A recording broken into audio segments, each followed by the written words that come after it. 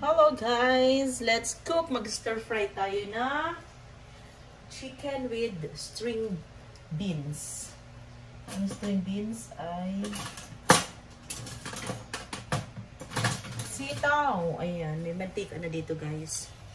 Painit ko na siya. Gayahin natin yung mga Korean, Chinese recipe. Ako din naanto kasi marami akong kinain. Ayan, painit na tayo guys. Lagyan natin yung sitaw.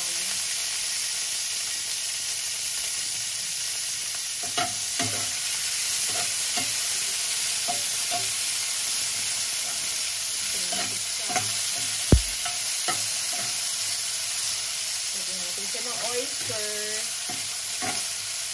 Stir fry chicken diniling with sitaw or string beans.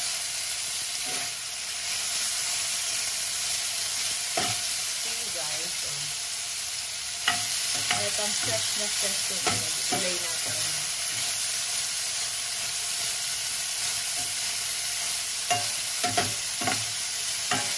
Okay, ganun. Ano ito? Para isalin na natin ito.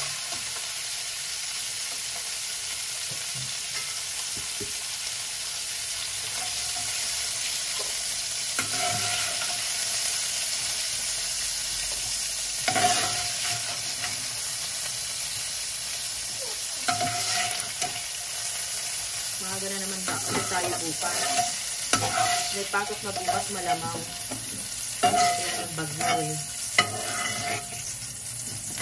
Inano lang yan ni Marcos kasi nga may sona siya. Wala naman na nagiginig sa kanya sa sona niya eh. Ay naku. Wala naman nagbabago sa mga sona. Sila lang naman nakakaalam ng mga ginagawa nila. Diba? Kayo ba guys? Naiintindihan niyo ba yung sona ni Marcos? Alam niyo ba yung pinagsasabi niya? Alam niyo ba yung mga ginawa niya? Kahit sinong presidente dyan, sila lang yung nakakaalam ng ano. Hayaan nyo na sila. Saute. Saute natin ang ating ang ingay naman itong aking kutsara. Balitan ko nga. Napaka-ingay niya. Kasi ingay na nagluluto. Ano yun ate? Hikab ka na hikab. Ayan, kanina. Ayan, ito hindi masyado maingay.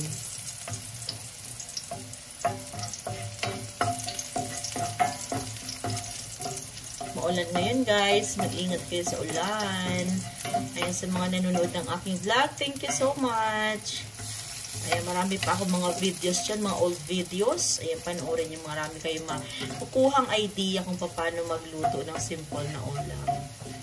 Ayan.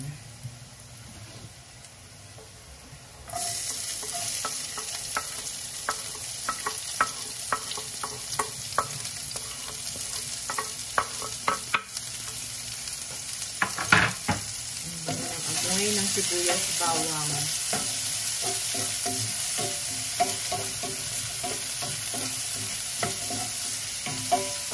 Mag-dinner kasi busado ako nabusog dun sa ulam namin kaninang tanghali guys ay ito.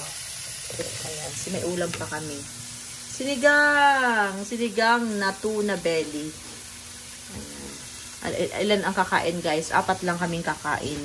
Kasi yung hobby ko ay hindi ko makain itong sinigang na belly. So magluluto ako nito para sa kanya. Hanggang bukas niya na to. Sa amin yung tuna belly hanggang bukas na. Diba tipid tayo sa cooking? Diba? Lagay lang sa ref and init-init.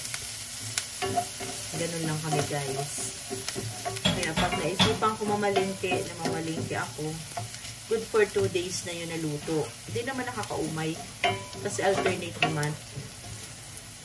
Pag ayaw mo ng tuna belly, hindi itong stir fry ang kakainin mo.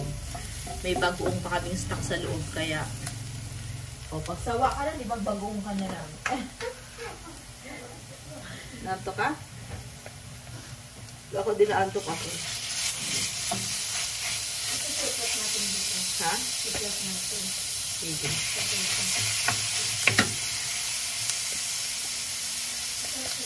Plus.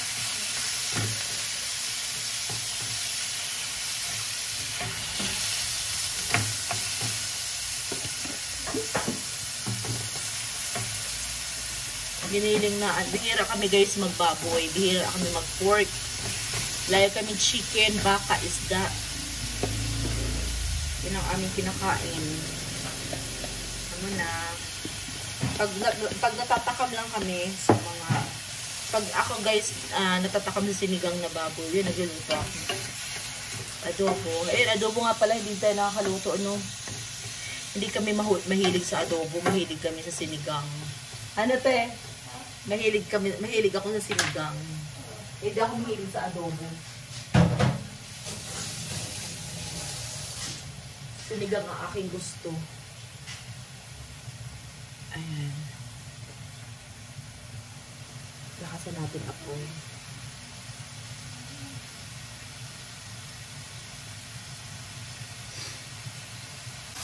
Ayan.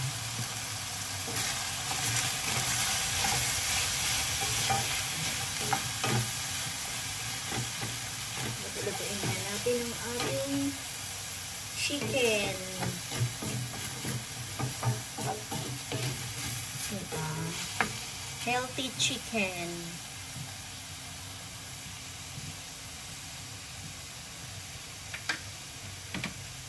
Tuyok. Paminta.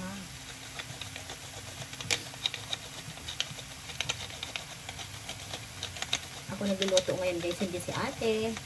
Si ate nagluto ng sinigang kanina. So ako ngayon para sa aking hobby. Diba? Para sa sweet. Sweet tayo kasi masilang yung aking hobby sa pagkain guys. Hindi yung kumakain ng mga sinigang na mga isda. Yung kumakain siya ng isda pero pag hindi niya alam, hindi siya kakain. So, more paper. Sangapan natin kasi ubos niya ito pag sinarapan ko ito. Ubos niya yan. Ilang sandok siya ng kanin.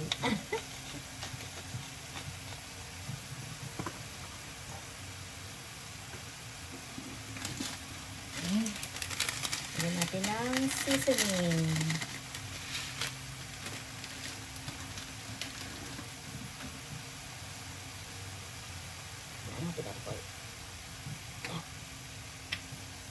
Para lutong-luto ang chicken. Lasa. Then, ang ating paprika. Spanish paprika. Para medyo spicy. Diba? Tuloy muna natin ng konti.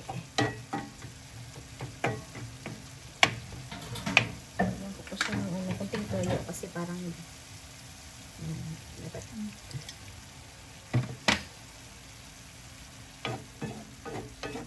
and then dapat luto-luto yung ating chicken. Dali lang naman maluto yung chicken pero gusto kasi. And then lagyan natin itong oyster sauce. Yung gamit ko ngayon guys. Try natin itong Filipino kumkon oyster sauce pero ang favorite kong gamitin na oyster sauce ay ito, Mother's Best. Haluan ko ng Mother's Best. Wala na siyang laman. So, lagyan ko nila ng konting tubig. Para may tubig ng konti.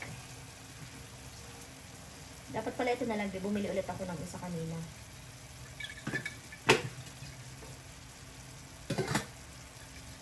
Lagyan ko ng konting tubig kasi meron pa naman siya, pampalasa. Diba?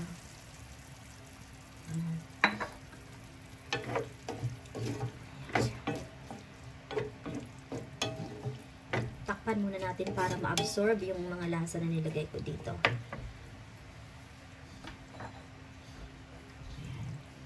Masarap ito maanghang maanghang ng konti. Ubusin ko ng inubos ko na yung oyster na Mother's Best.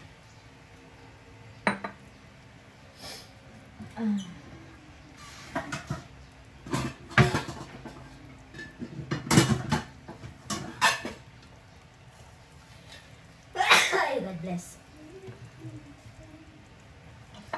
Ayan, tayo natin siyang kumulo. Kuluin natin siya. Tingnan na natin. Yum, yum, tita. Hindi ko mangangamba kung luto na yung chicken. Ay, yung giniling. Kasi chicken lang gamit natin. So, it means chicken, madaling maluto. Lagyan natin siya ng bell pepper to make it colorful. Ayan, pwede kayo guys maglagay ng sili, red, para medyo spicy. Nilagyan ko na siya ng paprika, kaya okay na yan kasi baka hindi kainin ng baby ko. Pero ito siya. Look at that. So yummy.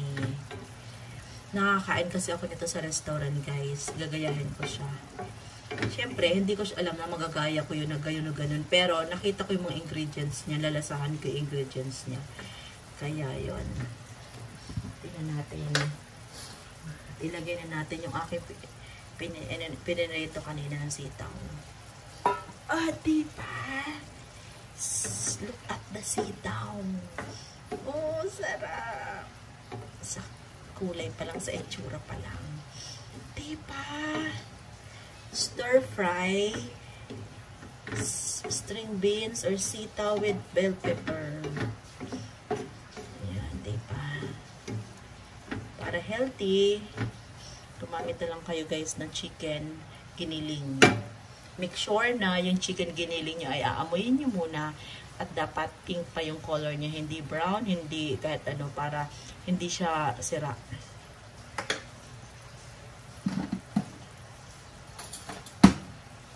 Diba? At yun, lalagyan natin siya ng kunting sugar. Kunti lang muna. Nakay ko. Kunting brown sugar.